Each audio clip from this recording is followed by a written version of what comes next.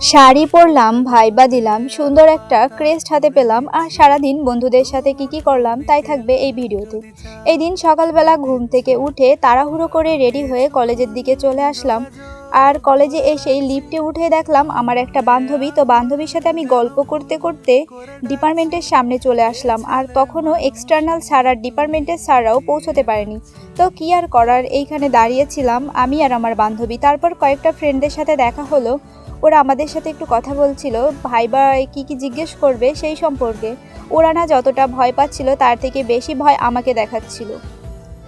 তো তারপর আমার ফ্রেন্ড আমাকে ওর ফাইলটা হাতে ধরিয়ে দিল, আর এই দায়িত্ব এখন আমাকে পালন করতে হবে। তার ভিতর কিছু সময় পরই ওরা বলল যে এখন আমাদের সিরিয়াল নাম্বার দেওয়া হবে, তাই আমরা ক্লাসরুমে চলে গেলাম।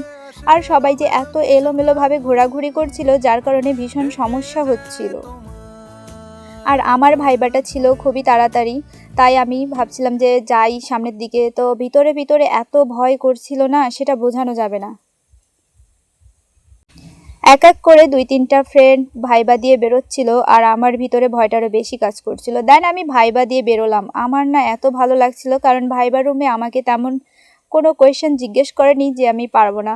তো যাই হোক, ভাইবাটা আমার মোটামুটি হয়েছে। আমাকে যে কোয়েশ্চেনগুলো জিজ্ঞেস করা হয়েছিল সেগুলো আমি খুব নর্মালভাবেই উত্তর দিলাম। আর তারপরে বাংলা ডিপার্টমেন্টে চলে গেলাম এই সুন্দরীদের সাথে দেখা করতে, গল্প করতে। দেন আমি আর আমার বান্ধবী আমাদের ডিপার্টমেন্টে চলে যাব।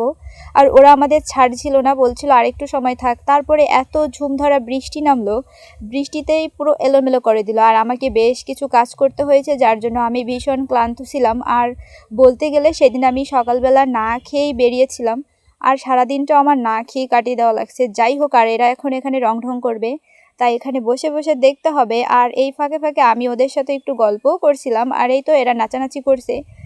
এগুলো ভীষণ ভালোই সময় কাটিয়েছি, কারণ এগুলো হয়তো আর কখনো হবে না। যাই হোক, তারপর স্যারদের সাথে আমরা কেক কাটলাম।